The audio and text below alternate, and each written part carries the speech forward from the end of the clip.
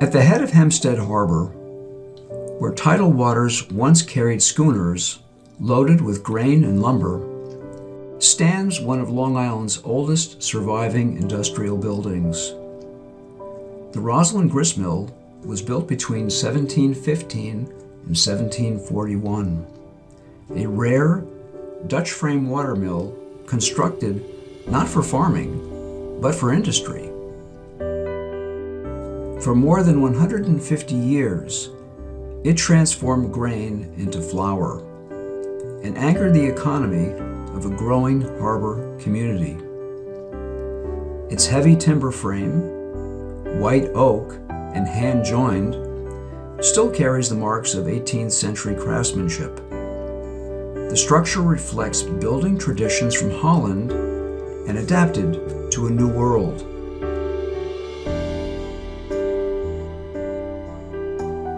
On April 24 of 1790, President George Washington visited Hendrik Onderdonk, whose home stood beside the mill. Washington recorded that visit in his diary. Left Mr. Young before 6 o'clock and passing Mosquito Cove, breakfasted at a Mr. Onderdonk at the head of a little bay where we were kindly received and well entertained. A quiet acknowledgement that the small harbor mill was already part of the young nation's story. Through the 19th century, the mill remained at the center of village life. Schooners docked beside it. Mill Dam Road curved past its wooden siding. The building rose directly from the water's edge, practical and unadorned. By 1916, the mill's industrial life had ended. The Hicks family transferred ownership to trustees who envisioned something new, a museum dedicated to local history and the industrial arts. Concrete floors were installed. The structure was altered, but it was preserved. In 1920, the Roslyn Mill Tea House opened its doors. For 54 years, visitors dined above the water wheel, gathering in timber-framed rooms that once echoed with the turning of stones. The mill adapted again, no longer grinding grain, but preserving memory.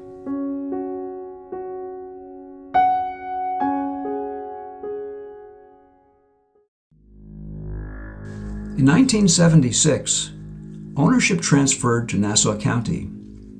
Restoration plans were discussed, studies were written, but for decades, the building remained vulnerable. By 2015, it was listed as one of Long Island's industrial heritage sites at risk. Weathered siding, failing foundation, structural instability, time had taken its toll.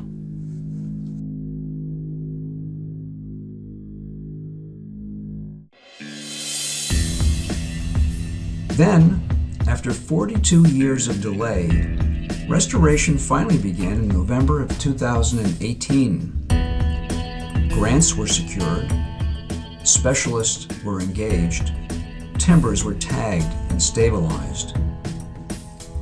On January 23 of 2020, in one of the most dramatic preservation moments in Long Island's history, the 78-ton structure was lifted 8 feet into the air. For the first time in over a century, the mill rose above street level, revealing its compromised foundation beneath.